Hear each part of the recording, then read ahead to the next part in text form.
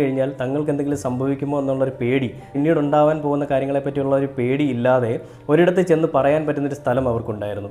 ആ സ്ഥലം എവിടെയാണെന്ന് വെച്ച് കഴിഞ്ഞാൽ വേലിക്കകത്ത് ശങ്കരൻ എന്ന് പറയുന്ന നമ്മുടെ VS അച്യുതാനന്ദൻ്റെ അടുത്തായിരുന്നു. അദ്ദേഹത്തിൻ്റെ അടുത്ത് പോയി പറഞ്ഞു കഴിഞ്ഞാൽ ആ വിഷയത്തിന് ഒരു സൊല്യൂഷൻ ഉണ്ടാവും, അല്ലെങ്കിൽ ആ വിഷയത്തിന് അപ്പോൾ തന്നെ ഒരു പരിഹാരം കിട്ടുമെന്നുള്ളത് എല്ലാ ജനങ്ങൾക്കും അറിയാമായിരുന്നു. അങ്ങനെ ഒരു പരിഹാരം കിട്ടിയത് കൊണ്ട് തന്നെയാണ് ഈ VS അച്യുതാനന്ദൻ എന്ന് പറയുന്ന വ്യക്തിയെ ഈ ജനങ്ങൾ കടലോളം സ്നേഹിച്ചത്. ആ കടലോളം സ്നേഹിച്ചതിൻ്റെ ആ ഒരു തിര പോലെയാണ്, അല്ലെങ്കിൽ അതിൻ്റെ ഒരു ആഴിത്തിരയാണ് നമ്മളിവിടെ കണ്ടത്. ഈ VS അച്യുതാനന്ദൻ്റെ ഒരു മരണാനന്തര ചടങ്ങുകളിലും മരണസമയത്തും ഇത്രയും ജനങ്ങൾ കൂടിയതെല്ലാം നമ്മൾ കണ്ടതാണ്. ഒരു കടൽ പോലെ, കടലിരമ്പം പോലെയാണ് ജനങ്ങൾ അവിടേക്ക് ഒഴുകിയെത്തിയത്. അപ്പോൾ അങ്ങനെയുള്ള വിഷയങ്ങളെല്ലാം നമ്മൾ കണ്ടതാണ്. അപ്പോൾ ആരാണ് VS അച്യുതാനന്ദൻ എന്നുള്ളൊരു ചോദ്യം നമുക്കിവിടെ അങ്ങനെ ചോദിക്കേണ്ട ആവശ്യമില്ല. കാരണം എല്ലാ ആളുകൾക്കും അറിയാം VS അച്യുതാനന്ദൻ എന്ന് പറയുന്ന വ്യക്തി എങ്ങനെയുള്ളൊരു വ്യക്തിയായിരുന്നു, അദ്ദേഹം ആർക്ക് വേണ്ടിയാണ് നിലകൊണ്ടതെന്നുള്ളത്.